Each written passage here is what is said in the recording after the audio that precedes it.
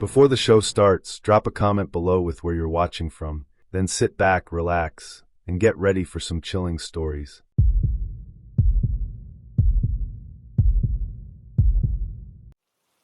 My mother's been in a rehab clinic for months now. After her second fall, the doctors said she needed 24-hour supervision. I visit her twice a week. Same schedule. Same chair by the window. She talks less now, mostly about things that never happened.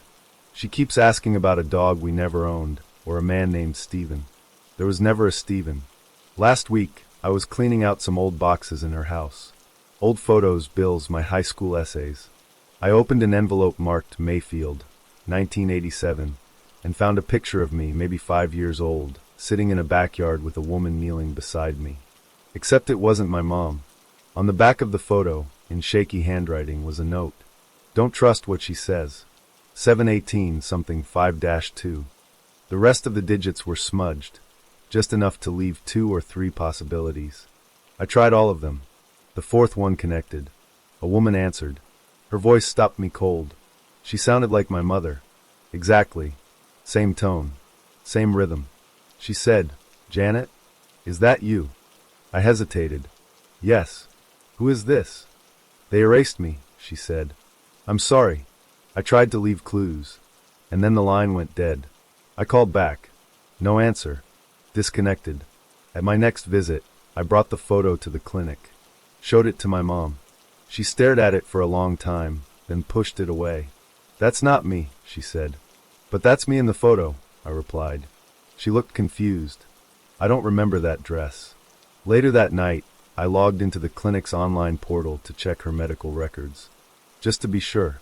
Under next of kin, it listed a daughter named Rachel. There is no Rachel. I'm an only child. I contacted the clinic.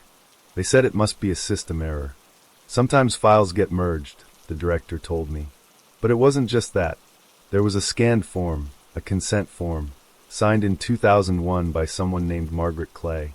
My mother's name is Marion Clay. There was a photo ID attached. I zoomed in. Same face. Different name. I kept digging. Found a public records archive online. Searched her name, then searched the other name, Margaret. That's when I found it. Death certificate. Margaret Clay. Died in 2002. Cause of death, overdose. Same birth date. Same hometown. Same father's name. Same woman. So who is the woman in the clinic? I went back the next day. Asked to see her. They looked confused. "I'm sorry," the receptionist said. "We don't have anyone here by that name." I argued. Showed them my ID. They asked me to leave. That night, a package was left on my doorstep. No postage. No name. Inside was another photograph. Faded. Curled at the edges. Me same age. Same backyard. But this time, the woman holding my hand wasn't my mother. Or Margaret. It was the woman from the voice on the phone.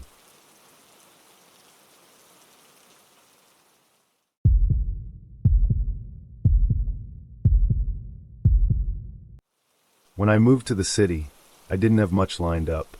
New job, short notice, barely enough to cover a deposit. I found a room listed online, month to month, furnished, utilities included.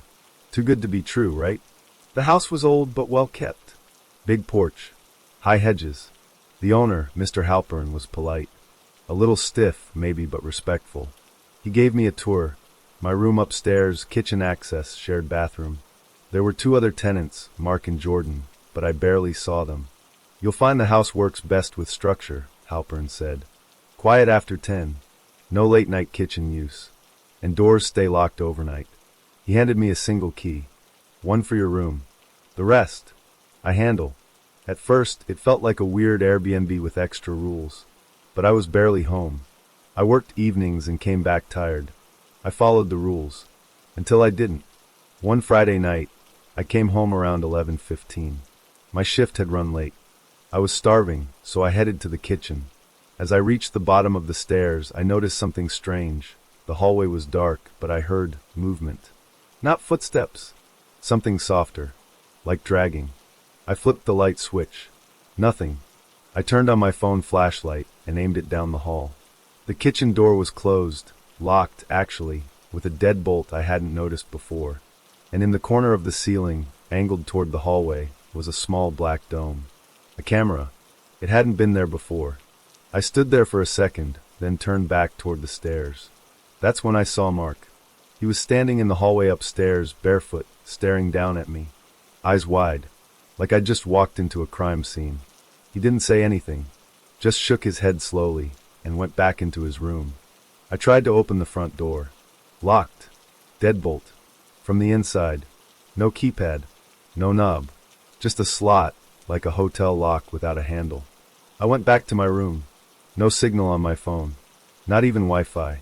I turned off the light, sat on the edge of the bed, and waited. Around 1:30 a.m., I heard footsteps downstairs. Then a door opening. Muffled voices. A low mechanical hum. And then nothing. The next morning, Halpern greeted me in the hallway like nothing happened. "Sleep well?" he asked. I just nodded. That afternoon, I opened my window and removed the screen. Tossed my bag out.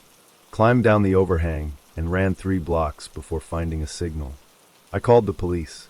When they arrived, I gave them the address, my name, explained everything. We pulled up in front of the house, and it was empty. Not like no one was home. I mean completely cleared out. No curtains. No furniture.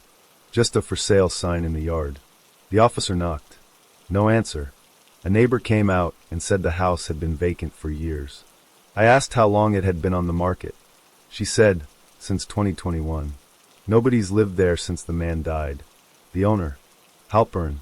I asked if she had a photo. She showed me one from a local article. Same man. Same voice. Same stiff smile.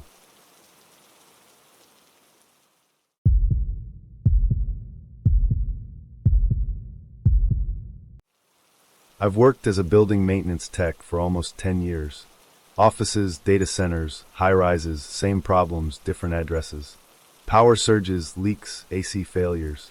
Most of the time, it's boring. Until last month. I was sent to check a minor electrical issue at one of our older buildings downtown, mid-rise, mostly leased by small firms.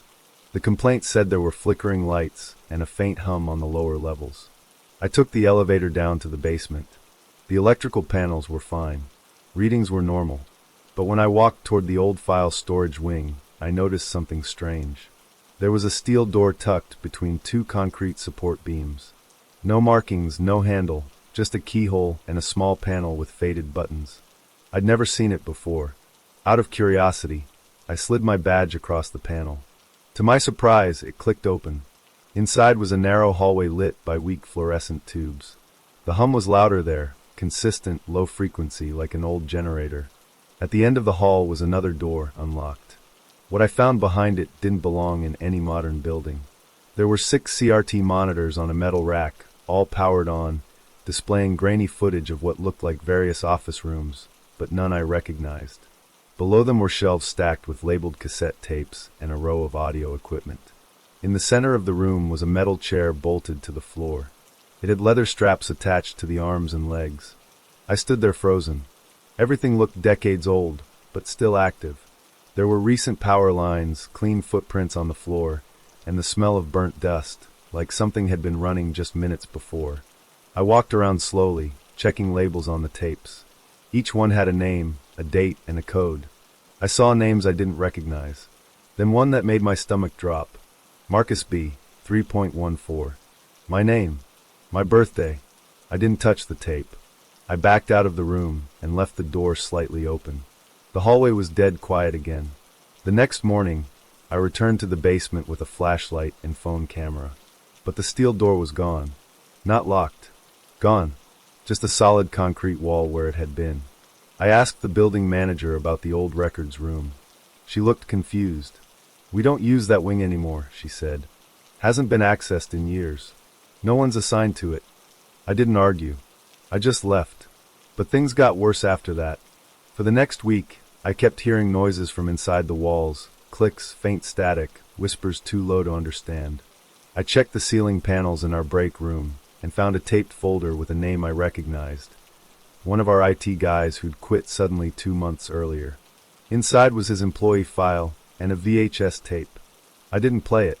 I turned in my resignation 2 days later. On my last day, I parked a few blocks away from the building, just to keep distance. When I got back to my car that evening, there was a piece of paper wedged under the wiper blade. One sentence. We know you saw the chair.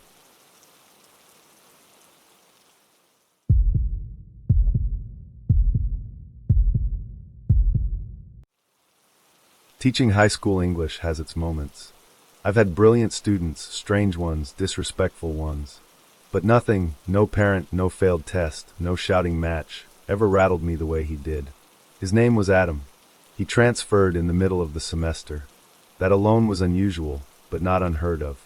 He was polite, quiet, maybe too quiet. He listened more than he spoke, but when he did talk, it was precise, intentional, like every word had been rehearsed. The first time I noticed something was off, he submitted a short story called The Woman Who Never Slept. It wasn't horror, not exactly. Just unsettling. It was about a woman who lay awake every night, convinced that someone was watching her through her bedroom window. Someone who knew her schedule, her habits, her favorite wine, and even how she twitched her foot when she dreamed. I recognized all of it, because it was me. Every single detail. My first instinct was to rationalize. Maybe he'd guessed. Maybe he overheard something. Maybe it was coincidence. But then came the next paper. A descriptive essay titled, Inside the Blue Room. He wrote about a desk facing a window, a worn bookshelf filled with poetry collections, a chipped mug that said, Teach like a boss, a pale green blanket folded at the foot of a queen-sized bed. The essay ended with the line, She still doesn't realize the blinds tilt up if you're standing just right. I didn't sleep that night. The next morning, I asked him to stay after class. I confronted him gently. Asked how he came up with that scene. If he'd seen it somewhere. He just smiled. You should close your curtains at night, he said. It's safer. I reported it to the principal. Told her everything. She said she'd keep an eye on it. Nothing else happened. I bought blackout curtains. Parked on the next street over. Changed my email address. I even got a dash cam. A week later, I opened my glove box and found a folded piece of notebook paper. You'll grade me last, right? I didn't know what to do. I started arriving late and leaving early. I stopped eating in the teacher's lounge. I kept my head down, never made eye contact with him again. On his final exam, he turned in a blank page with just a handwritten note. You don't need to see it. You already know how it ends. I quit a month later. Moved to a different city. Started working at a university library under a new last name. No more students. No more grading. For a while it was peaceful. Then last week, I found an envelope in my faculty mailbox. No stamp. No return address. Inside was a printed short story titled Observation, Revisited. It described a woman organizing books by call number. Walking home at 6:17 p.m. Dropping her keys twice. Locking the door without checking the porch behind her. The author? Adam.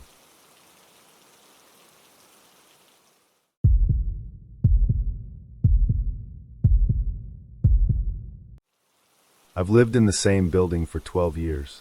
Small condo complex, 12 units, nothing fancy. I know every creaky floorboard, every flickering light in the hallway. When the old manager moved out, I stepped in as a volunteer. Nobody else wanted to deal with maintenance logs and garbage schedules. Last month, the fire alarm went off at 3:14 a.m. No smoke, no heat, just that shrieking, pulsing tone echoing through the walls.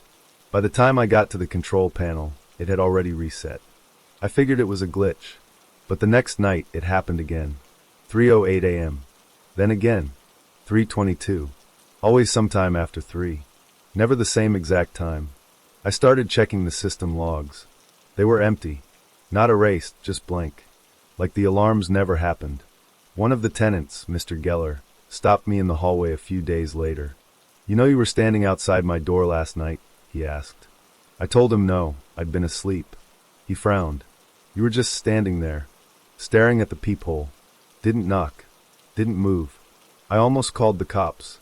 I laughed it off, told him it must have been someone else. But I started to feel it, too, like I was losing time. One night, I woke up in the hallway outside my unit, fully dressed, keys in hand. I had no memory of getting out of bed. I decided to check the security cameras. I still had access to the old system. Most of the feeds were corrupted, just static. Except one. The feed from the basement utility room. There I was, standing in front of the circuit panel, motionless, for 7 minutes, not doing anything, just staring at the switches. I watched the footage 3 times. Same thing every time. I checked the timestamp. 3:11 a.m. I don't remember going down there. I don't remember anything that night. I installed a small hidden camera in my bedroom. The next morning, I watched the footage. At 3:19 a.m., I sat up in bed, eyes open. I stood up, walked to the mirror. Then I spoke, softly, like I was talking to someone behind the glass. They're almost done testing. Don't interfere again. Then I went back to bed. I don't remember saying it. I don't remember waking up. That day, I found the fire alarm control box open. The override had been activated manually. By me. Or someone who looked exactly like me.